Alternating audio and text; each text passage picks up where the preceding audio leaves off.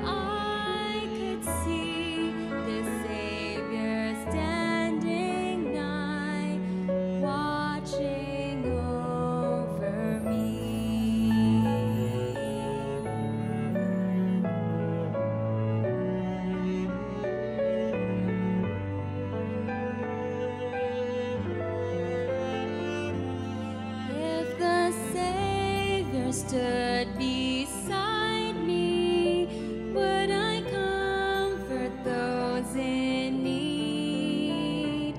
Would I try to show the Savior's love in every word and deed? Would I give to those who hunger? Would I serve more willingly? If I could see the Savior standing nigh, watching over me.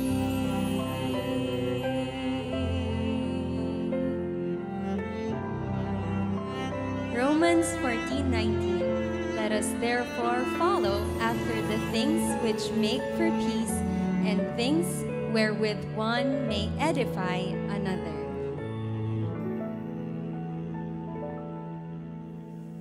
He is always near me, though I do not see him there. And because he loves me dearly, I am in his watchful care. So I'll be the kind of person that I know I'd like to be if I could see the Savior standing nigh, watching over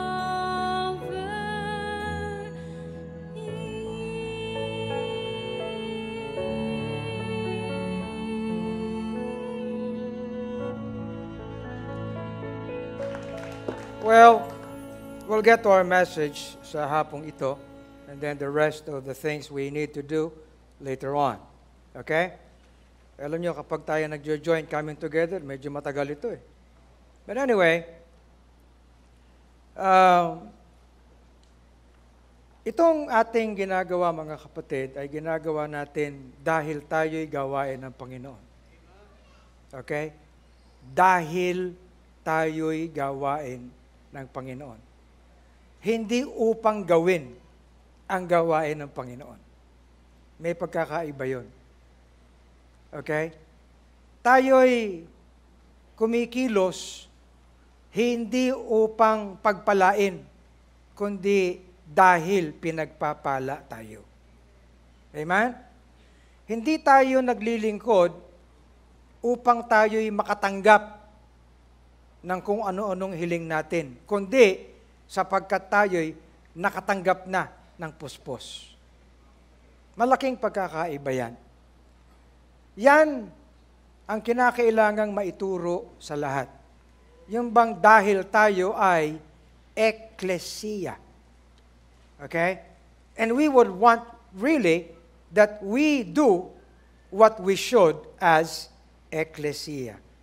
And with that, dumako tayo sa ating pinakateksto na teksto natin. Medyo may ilang linggo nang nakaraan.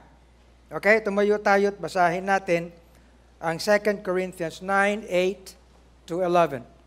At mula sa talatang ito ay masusumpungan natin ang isinulat ni Apostol Pablo sa church doon sa Corinth. Okay? Ang sinulatan ni Apostol Pablo ay isang church. Okay? Hindi general public. Hindi lahat ng Kristiyano, kundi ecclesia, church. Amen? And God is able to make all grace abound toward you.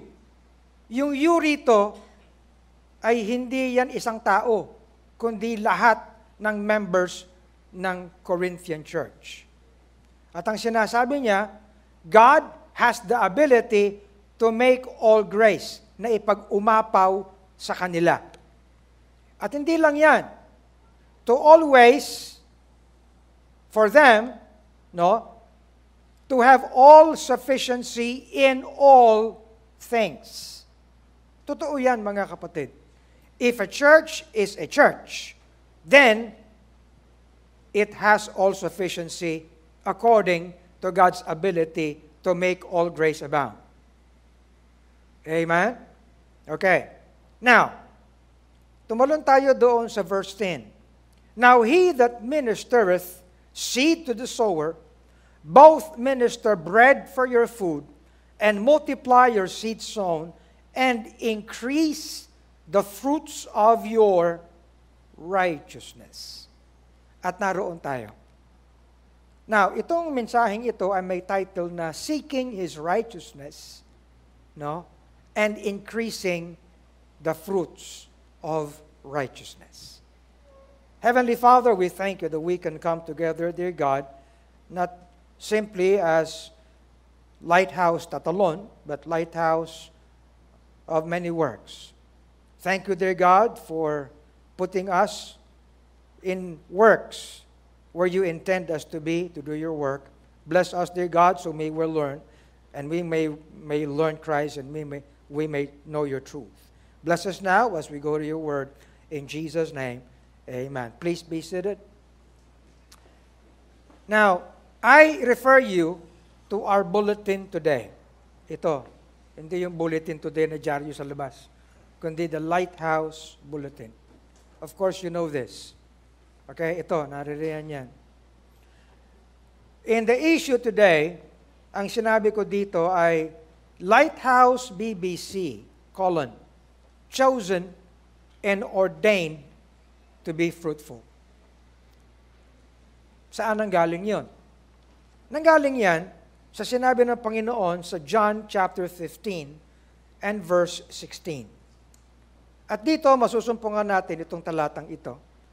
I have chosen you and ordained you that ye should go and bring forth fruit, and that your fruit should remain. You know, this text has found many, situations. O baliktad siguro, many pastors have actually been confronted with many things concerning how this verse is told us, no? That ye should go. Unang-una naman, no? Ang sabi ng Panginoon, I have chosen you and ordained you. God has all the prerogative in choosing whom He would or He will, and ordaining whom He will. We believe that. Amen? We cannot question that. We can only thank Him for choosing and ordaining. Amen? Sa Tagalog, pagpili at pagtatalaga. Now, technically, ang kausap dito ng Panginoon ay ang 11 disciples. Okay? 11 apostles during that time. By this time, wala na si Judas. No? Umalis na siya. Kaya ang kausap ng Panginoon ay ang 11. Wala nang traidor dun. Okay? Now, technically, maaaring sabihin na ang hinirang o pinili ng Panginoon at inordinahan ng Panginoon ay ang mga apostoles. So, sila ang sinabihan na go and bring forth fruit and that your fruit should remain. Di ba? You understand? Technically. Subalit, if we go to the writings of the Apostle Paul sa mga churches, for one, sumulat siya sa church sa Colossae. Again, he was writing to a church. Ang sabi niya, walk worthy of the Lord unto all pleasing, being fruitful in every good work. Obserbahan niyo. Okay? Sila na ngayon ang sinasabihan ni Apostol Pablo to be fruitful in every good work. Take note of the word fruitful. In one other passage, in Philippians chapter 1, verses 10 to 11, shortcut ko na lang ito. And here we will find again the Apostle Paul writing to the church again in Philippi. He says, approve things that are excellent, be sincere and without offense, till the day of Christ, being filled with the fruits of righteousness. Okay? Being filled with the fruits of righteousness. Take note. Now, what do you call someone who is filled with fruits? Di fruitful. Correct? Tama ba yun? Pwede naman kayo mag-amen paminsan-minsan. Okay. And in one more passage, and this time, in 2 Corinthians chapter 9, again, the Apostle Paul writing to a church. You know, tayo yung mga Bible Baptists. We are biblical Baptists. If ever we would believe something, we believe it because it is Bible. And because it is Bible, we believe. We believe it should be Bible, and it is Bible, then we believe. Okay? Sabi nga ni tatay nung araw, alam mo, kapag Bible ka, hindi pwede hindi ka Baptist. At kapag Baptist ka, hindi pwede hindi ka Bible. O, hindi ba? Ganda, no? Anyway, again, ang sabi ni Paul sa kanila, God is able to make all grace abound toward you. He that ministereth seed to the sower, both minister bread for your food, and multiply your seed sown, and increase the fruits of your righteousness. So, how do you describe someone who increases the fruits? No? Who increases in having fruits? Fruitful. Correct? So the word now is fruitful. Are you following? So therefore, kunin natin yung word na fruitful para lalo nating maintindihan. At balikan natin yung sinabi ng Panginoon. And take note, I will be reading this using the word fruitful. Ang sabi ng Panginoon, I have chosen you and ordained you that ye should be fruitful. And that your fruitfulness should remain. Does that make sense? Huh? Does that make sense? Okay, now, in the matter that itong pagiging fruitful is pointed or being told o sinasabi sa church, okay, we cannot choose the area to be fruitful. But we should all be fruitful in all things. Amen? So in that sense, the whole ecclesia should be fruitful. Amen? So it makes better sense. Hindi natin binabago ang King James. Binibigyan natin ng tamang pagkaunawa sa konteksto. Bakit kanyo? Kasi we choose to do what we want. Okay? We choose to do whatever is convenient sa atin. Okay? Sabi natin, we have our own choices. This is not an issue of having the choice. This is an issue of being chosen. This is an issue of being ordained. Amen? Kaya ang kabuuan ng fruitfulness ay hindi sa isang tao na merong tendencies to do whatever he simply wants to do and whatever he can do. But you know what? As church and as having many members, we can be altogether fruitful. And considering that all of us have the grace of God, we can then have every fruitfulness in every area. Good? Ha? Hindi naman lahat tayo pwedeng mag-preach ng sabay-sabay. Magulo yan pag tayo lahat mag-preach ng sabay-sabay. Sino mag-e-amen? Wala na. Hindi naman tayo pwedeng lahat kumanta ng sabay-sabay. Sino makikinig? Correct? Ha? Hindi naman tayo lahat pwedeng magluto. Sino kakain? Oo nga, pwede ka naman kumain habang naluluto. But anyway, mga kapatid, we need to take this as church. Many people call themselves church, but they do not know how to be church. Ang gumagawa ng gawain ng church, si pastor lang. Yung pamilya niya lang. Hindi church yun. Now listen, you are not my ministry. I do not own you. We are owned by God. You are not my members. We are all His members. Minsan, kinokorek ko yung mga pastor na akala mo sila ang bida. No, hindi tayo ang bida. Ang Panginoon ang bida. Ang kanyang biyaya ang bida. Amen? Ito'y gawain ko. Teka muna. Pwede yon in one sense. Pero pag nasanay tayong gawain ko yan, tayo-tayo na lang yan. Kanya-kanya na lang yan. Alam nyo, kaya tayo nagtitipon dito ng lahat bilang lighthouse. Upang ito ay mailatag natin ng maayos sa ating bawat isa. Naintindihan nyo ba? Hindi ako nagagalit. Sinasabi ko lang yung totoo. Okay? Pastor, sinabi mo lang kanina na ang premise nito technically, ang sinabihan yung mga apostoles. Oo nga. Hindi ko inaalis yun. Pero ang tanong, saan ba tayo nanggaling?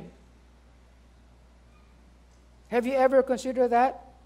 Can we exist without the apostles?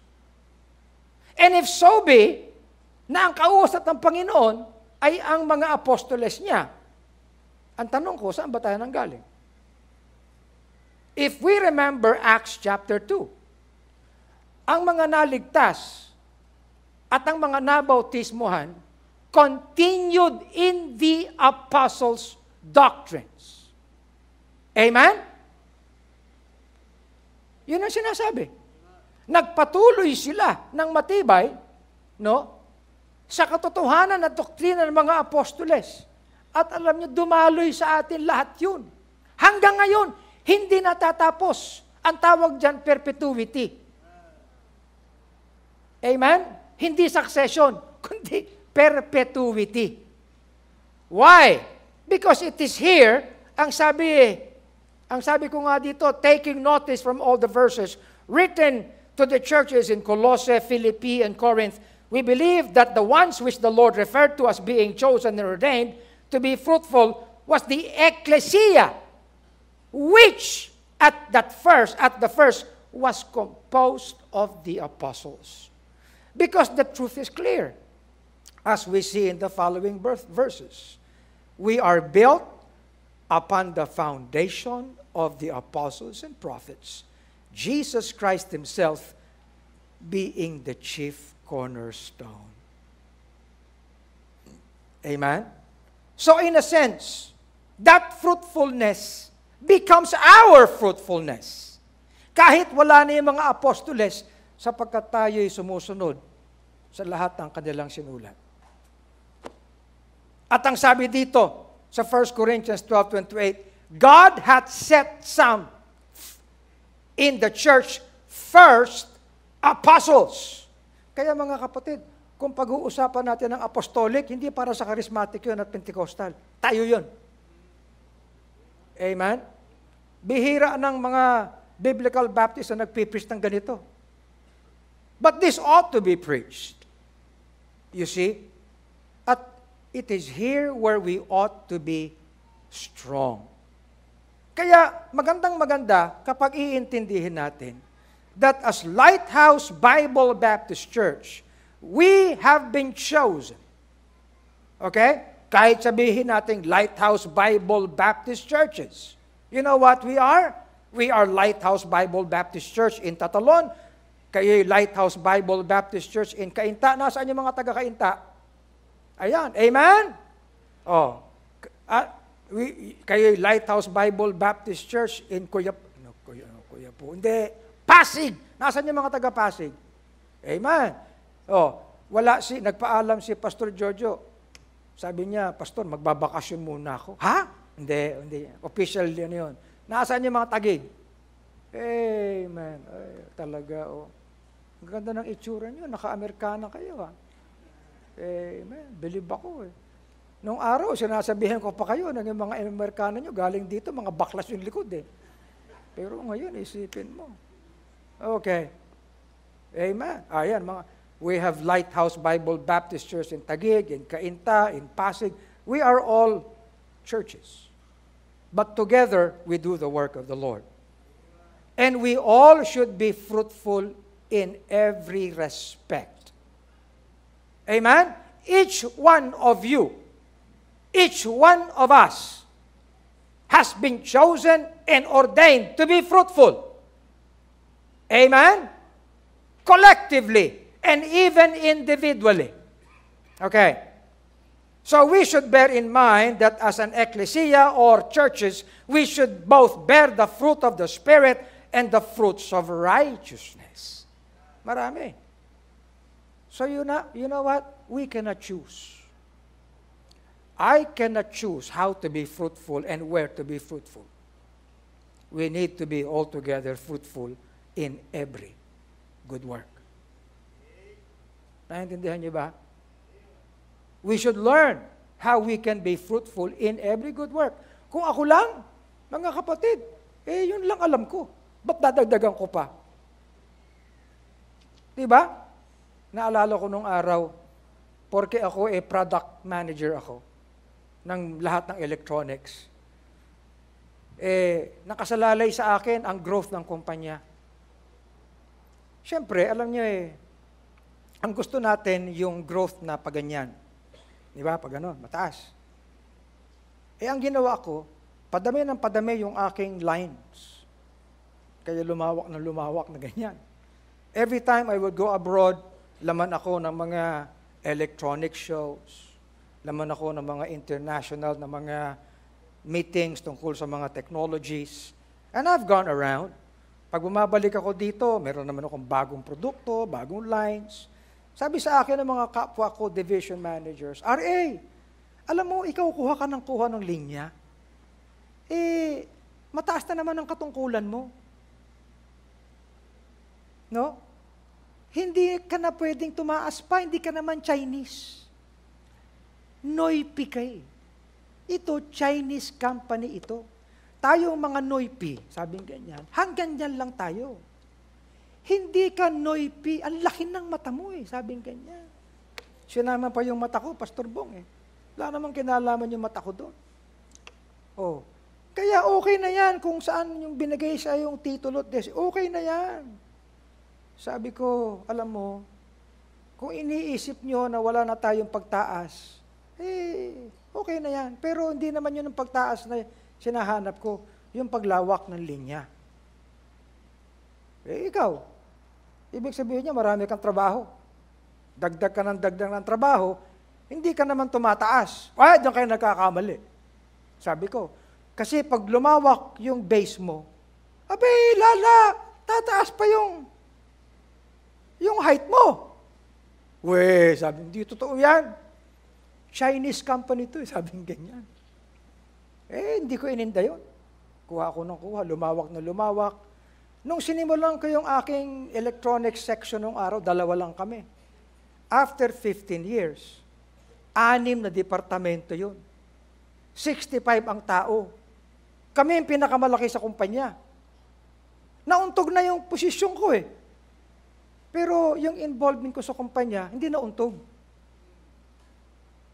Sabi sa akin ng anak ng may-ari, RA, para ka may-ari, Sabi ko, malapit na. Okay. Ba't ko sinabi yan? Mamaya maintindihan ninyo. Yan pang kalakaran lang naman yan. Pero maraming bagay sa mundong ito na hindi lang totoo sa Bible, kahit sa buhay natin totoo. Okay? Anyway, subalit, anumang area, mga kapatid, lahat yan, ang sabi dito, that we have been chosen and ordained to be fruitful, even to be filled with and be increasing in fruitfulness. Okay? I hope you understand this. Hindi lahat ng pastor ay magpipreach ng ganito. Kasi, ang iniisip ng iba, go out and bear fruit. Soul winning lang yun. Naintindihan nyo ba? Akala nila yung soul winning, knocking on doors lang. Ang dami kayang kaparaanan. Anong tawag mo doon sa CWOP natin? Ang daming nakakilala sa Panginoon. Hindi ba? Sabing ganyan. Pastor, bakit binuksan niyo yung auditorium niyo sa bagay na yan? Dapat dito, service lang ng church. Ganun ba? Hindi ba servisyo itong ginagawa namin? Hindi, yung worship lang. Hindi ba worship to? Nagkamot na lang siya. Sige. Ngayon, sila na gumagaya. Diba? Of course, iba-iba naman ang daloy ng biyaya sa bawat isa. Amen?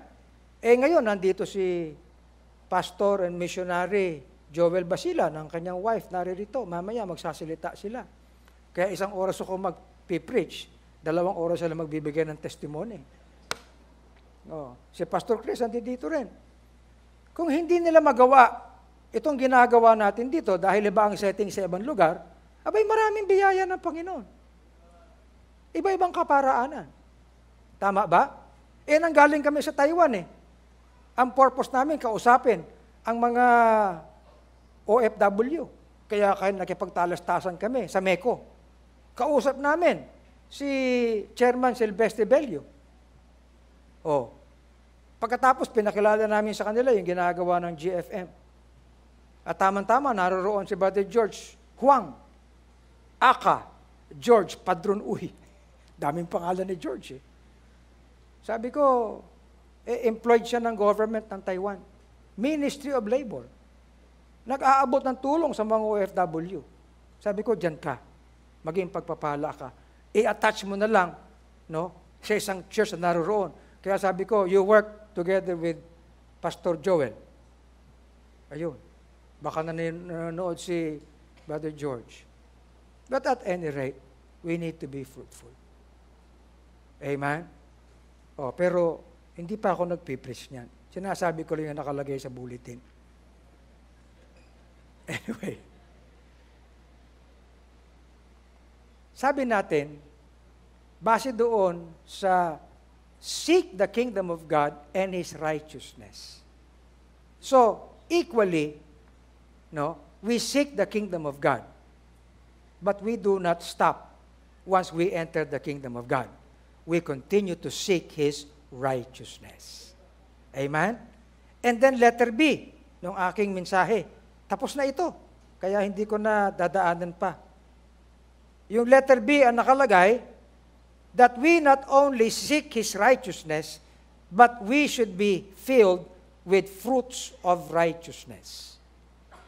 It is awkward, no, to have the righteousness of Christ, na wala namang bunga yung kanyang katuwiran na nasa atin. Tama? Sayang lang. Baka sabihin sa atin ng Panginoon, hindi ko ibinigay sa iyo at ipinutong ang aking katuwiran na baliwala. Tama ba? Kapag iyong binihis ang aking katuwiran at nag-uniforme ka ng aking katuwiran, abay magtatrabaho ka. Amen? Nasaan ba yung kakampi ko rito na tinatanong ko palagi? Si Dr. Mark. Mark? Ayun, nasa likod. Doktor yan. Hindi siya nagbubunot ng ngipin ng kanyang pasyente na hindi siya naka-uniforme ng dentista. Tama ba, Mark? Anong gagawin sa iyo kapag nasa klinik ka, Jepros ang dating mo? Anong gagawin ng pasyente mo? Pagkatapos, hindi ka pa naguhugas ng kamay, wala kang gloves. So, nga! Anong gagawin ng pasyente mo? Ha? Aalis. Di ba? Hindi pwede yun. Ngayon, porke nagbihis ka ng kasuutan ng isang doktor na dentista, may karapatan kong kumilos. Kapag nagsuot ka ng uniforme ng dentista, ala ka namang ginagawa, impostor ka niyan. Tama, ano? Useless ka. Kaya tayo, dahil suot natin ang kanyang katuwiran, ibigyan natin ng katarungan ang katuwirang yan. Magbunga tayo ng bunga ng katuwiran. In fact, ang sabi, be filled. Amen? Pero hindi lang yun. Hindi tayo sinasabihan, okay na yan. Napuspos na ako, pastor. Hindi. Ang sabi, increase pa. Ayan, no? And increase the fruits of your righteousness. Pastor, lagpas na tayo ng langit niya. Ano ka? Diba? Walang tigil yan. Diba? Hindi nakukuha yan dahil matanda ka ng mananampalataya. Yung ating mga lowis Kahapon, sabi nila, kahapon ba yun? Pastor, magsalita ka. Sabi ko, pag nagsalita ako sa inyo, lagot kayo. Nung sinimulan ko, kayo mga matatanda, hindi porke matanda na kayo, tapos na. Di ba? Sinabi ko ba yun? Sinabi ko naman talaga Huwag kayo masasaktan porke ang tawag ko sa inyo, mga matatanda. Di ba? Matandang Tony. Hindi. Alam niyo, sa lighthouse, wala na-open sa ganyan. Okay? Anyway, you know what? It is God's will para sa atin bilang eklesiya to increase the fruits of our righteousness. Huwag na nating detalyihin pa yung mga iba rito, kundi pumunta tayo sa susunod. Ito yung susunod, mga kapatid. Hinahanap ko pa kasi 15 pages na yata itong mensahe ko Ayan. Nasaan na? Nasaan na? Mahirap yung pabilog-bilog lang. The why and the how to increase the fruits of righteousness. Kasi yan din ang tanong natin. Pastor, nagbubunga naman kami hanggat maaari. Pero, bakit dapat mag-increase pa? At paano? Di ba? Paano? Well, basically, ang sagot dyan sa why, it is because of God's ability. Nandyan ba kayo? Because we do everything according to God's ability. And when He tells us, I am able. Are we listening? Aminado naman tayo mga kapatid na tayo bilang mga tao ay may limitasyon. Pero ang ating Diyos is able. Amen? Now, would God's ability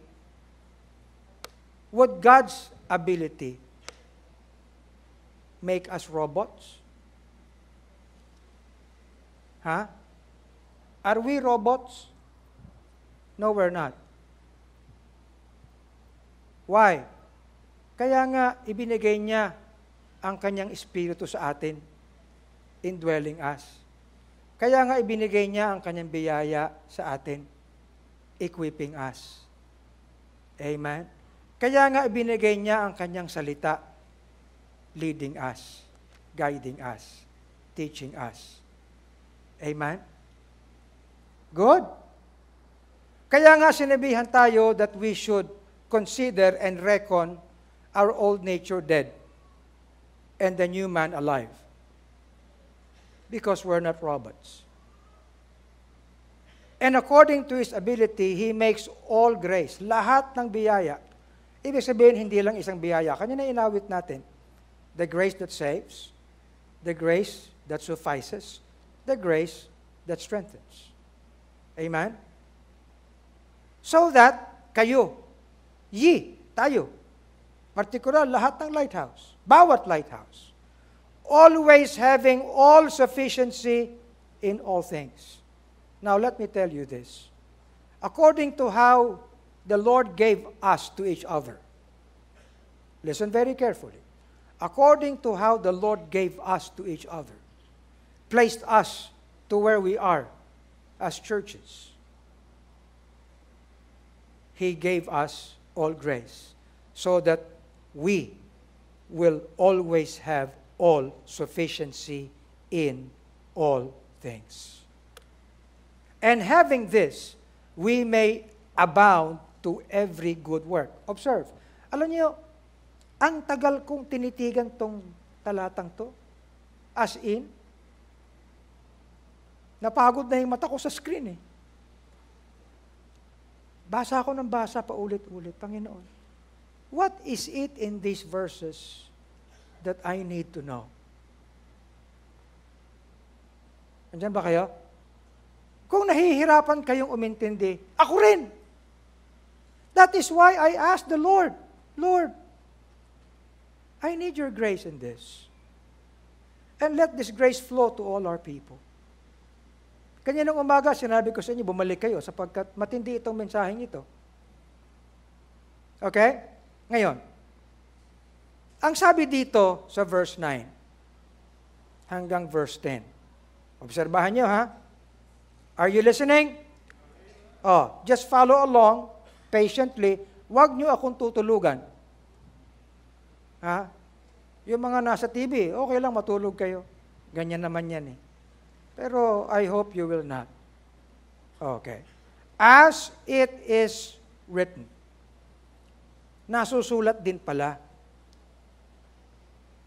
He hath dispersed abroad. He hath given to the poor.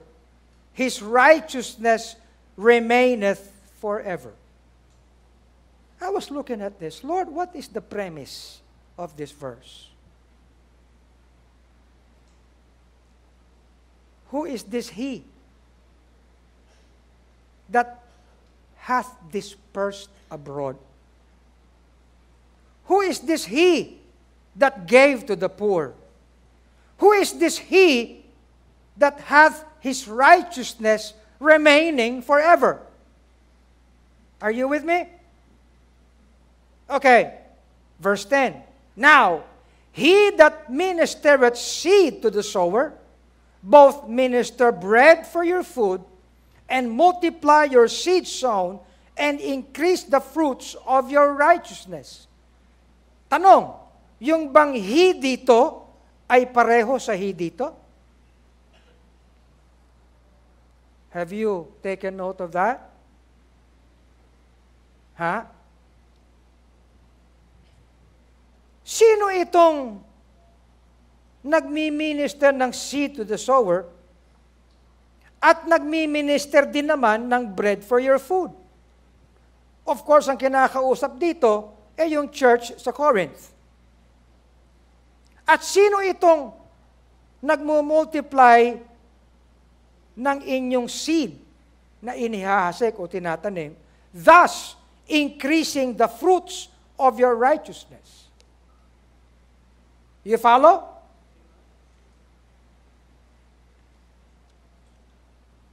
We need to get to where this verse actually says, as it is written. Okay? Now follow along. We need to get to Psalm 112. Praise ye the Lord. Blessed is the man that feareth the Lord, that delighteth greatly in his commandments. His seed shall be mighty upon earth. The generation of the upright shall be blessed. Who is this? The blessed man. The blessed man that fears the Lord, and the blessed man that delights greatly in his word. Are you listening? His seed, ang kanyang binhi, shall be mighty upon earth.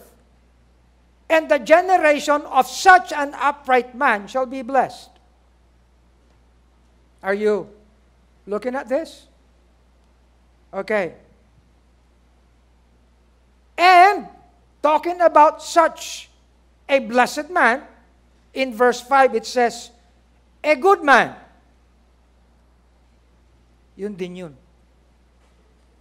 A good man shows favor, and he lendeth. He will guide his affairs with discretion. Surely he shall not be moved forever. The righteous shall be in everlasting remembrance. He shall not be afraid of evil tidings. His heart is fixed, trusting in the Lord. His heart is established. He shall not be afraid until he see his desire upon his enemies. Whoop! The same blessed man hath dispersed. The same blessed man has given to the poor. And the righteousness of this blessed man endures forever and remains to be a testimony. His horn shall be exalted with honor. Oh, pwede ba magkaroon ng blessed man na ganon? Pwede. Psalm number 1 tells that. Correct? In fact, mga kapatid, in our time today, such blessed man is the one who has Christ in him. Because he has established the fear of God in him.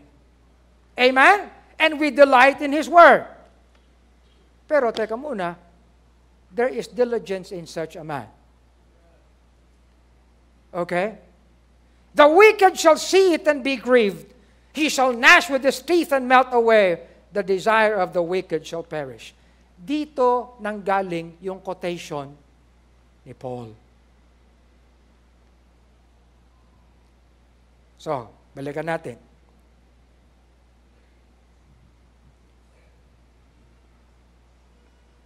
Dahil sa biyaya ng Panginoon, In fact, dahil sa lahat ng biyaya ay pinag-uumapaw niya sa isang tao na may takot sa Kanya. Sa isang tao na kumikilala sa Kanya. Sa isang tao na tumitingin sa Kanyang kalooban. Okay? The same man shall have all sufficiency. Are you listening? In all things. Kung baga, ang sabi ni Paul, katulad ng blessed man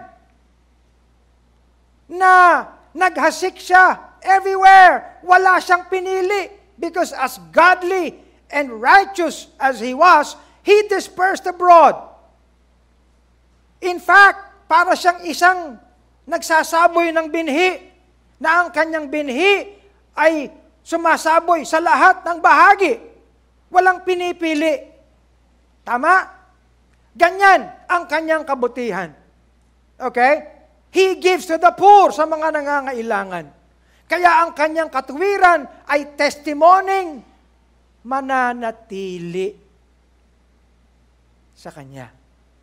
Ginamit ito ni Apostol Pablo bilang aral sa mga taga-Corinth. And then ang sabi niya, ngayon, siya. Sino yan? Is this the blessed man still? No. This is God. Amen? This is God. Siya who is able to give all grace. Tama?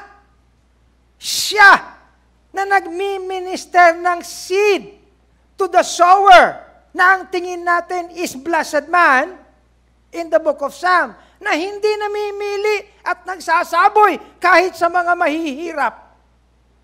Nakikinig ba kayo? Gayon din ang ginagawa niya sa atin. Na sa kanyang katuwiran at sa kanyang biyaya, He also ministers bread for your food. At dahil sa bagay na yan, He multiplies your seed sown and increase the fruits of your righteousness. Now, alam niyo mga kapatid, kahit tapos na yung mensahe natin, balikan niyo ito at basahin niyo. I would encourage you to do that. You see, gayon din ang sinasabi ng Isaiah sa atin.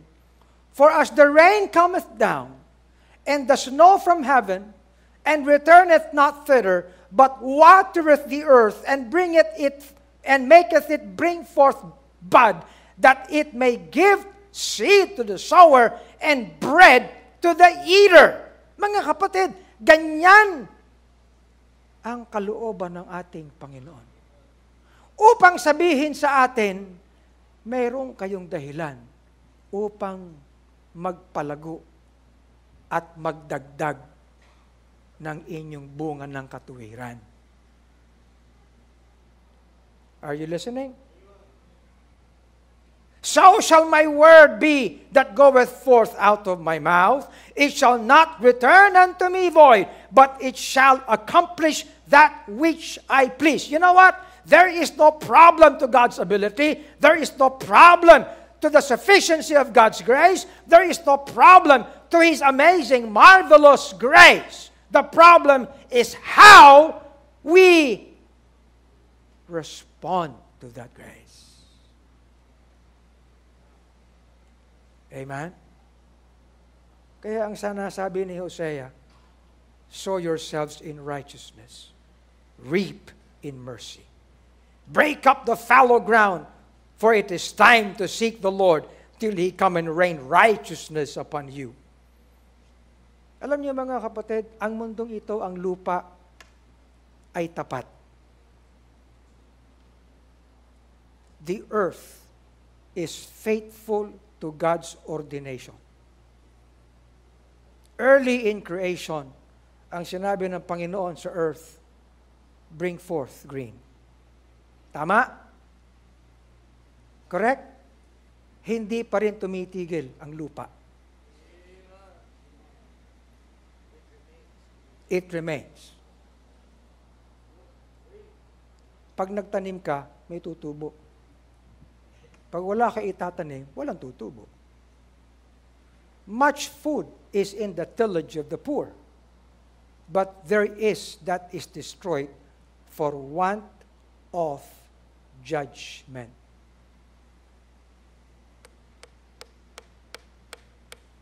Whoa. For want of judgment. You see? Ang lahat ng nasa mundong ito ay mensahe para sa atin eh. He that tilleth his land shall be satisfied with bread, but he that followeth vain persons is void of understanding. You see, itong mga bagay na ito, parang quotation lang ito sa atin eh. Pero hindi natin pinagyayaman sa ating kalooban. But the fact remains, the Lord wants us to be fruitful. Amen? In this earth, walang kaparaanan para maging fruitful, kundi appreciate yung earth. Amen? Ngayon, ganun din yan sa ating buhay.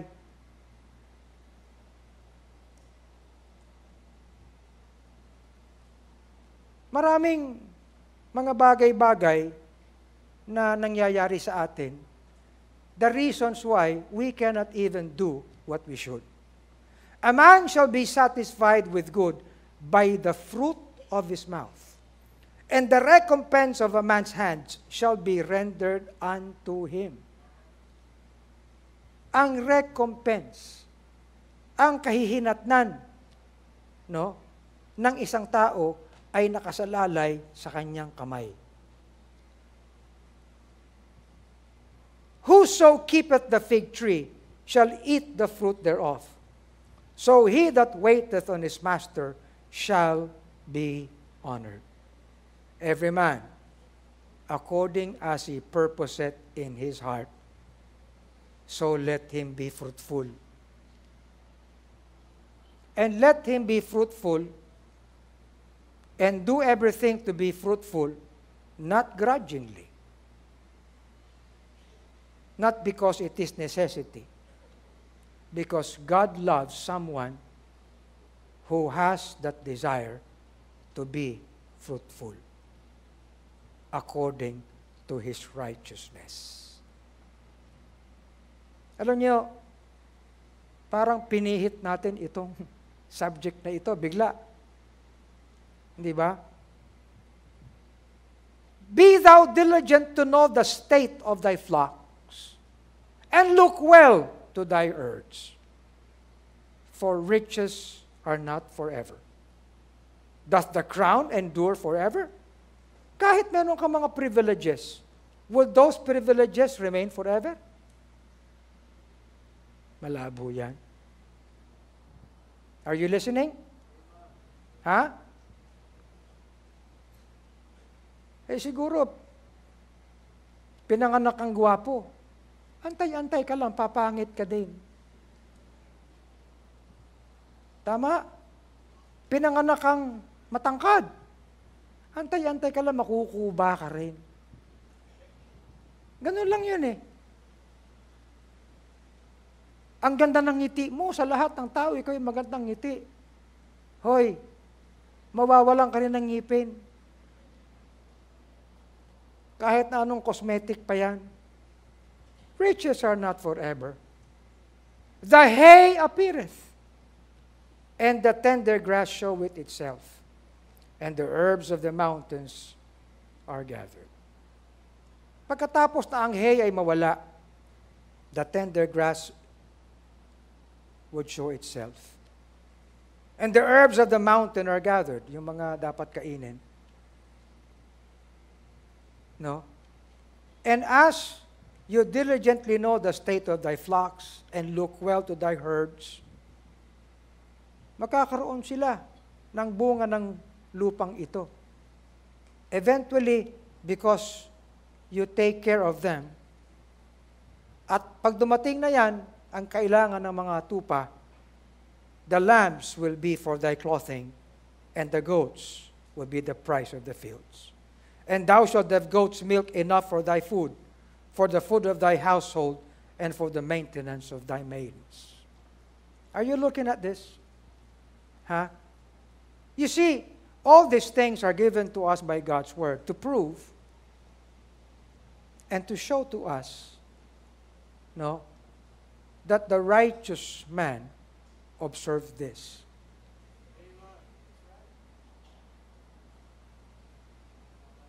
That the godly man observes this. Ayun yun. And because he observes this, his righteousness remains forever. And as God is righteous, mga kapatid, He will not make His word to be empty of return.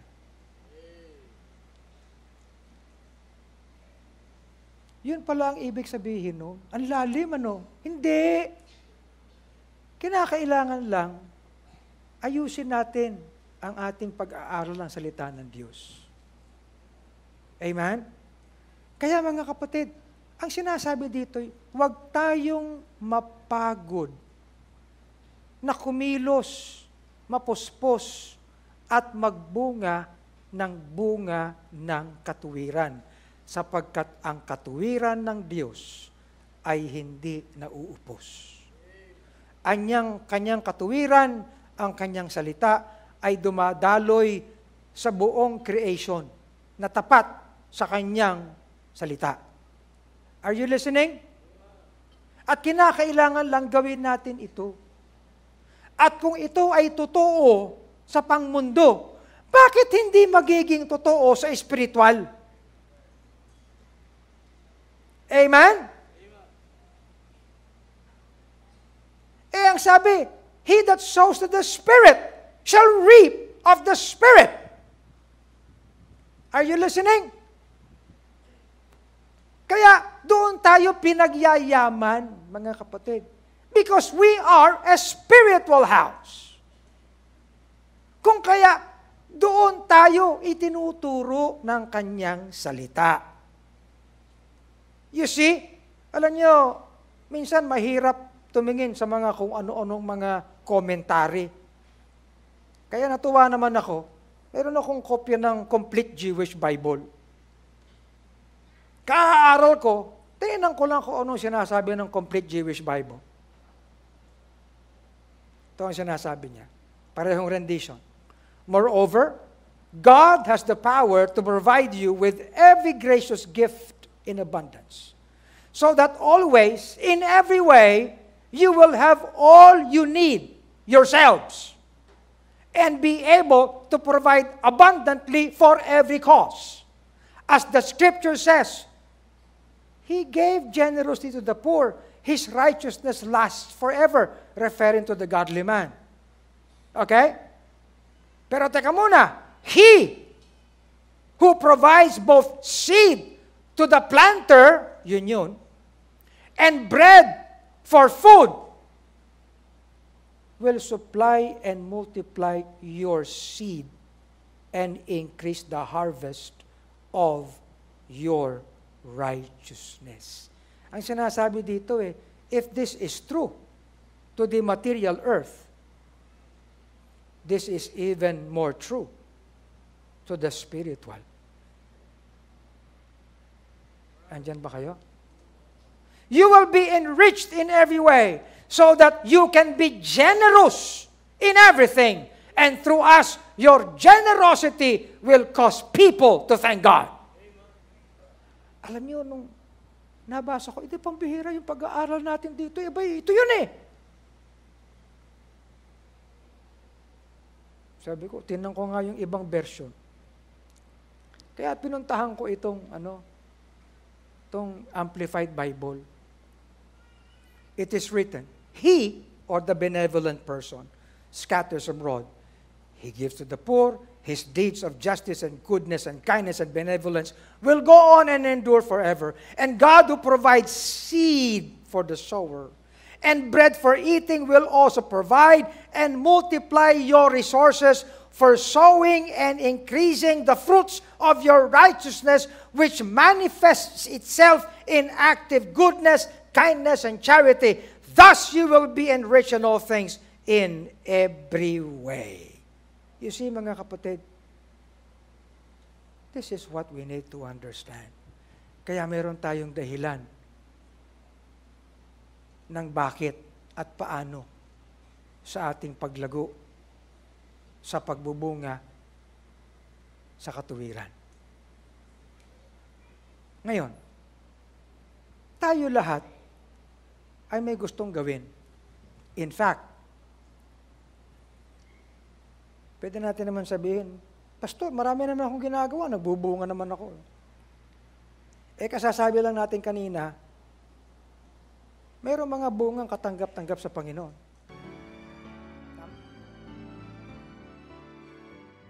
Thank you for watching The Pulpit. We hope you were blessed with the preaching of God's Word today. The most important thing that we can share with you today is the salvation that only comes from the Lord Jesus Christ. If you would like to accept the Lord Jesus Christ as your Lord and personal Savior, you can follow this prayer. Heavenly Father, thank you for giving your Son Jesus Christ to die on the cross for me. I admit that I am a sinner and I repent of all my sins. I accept Jesus Christ as my Lord and personal Savior. Thank you for the gift of eternal life and your promise of heaven. I ask this in Christ's most precious name. Amen. If you have prayed this prayer, let us hear from you. Message us through the Lighthouse Bible Baptist Church Facebook page. We'd like you to continue growing in Christ, so we invite you to join us in our coming together every Sunday at 9 in the morning and 4 in the afternoon. Also on Tuesdays and Thursdays at 7:30 in the evening. See you again in our next episode of The Pulpit.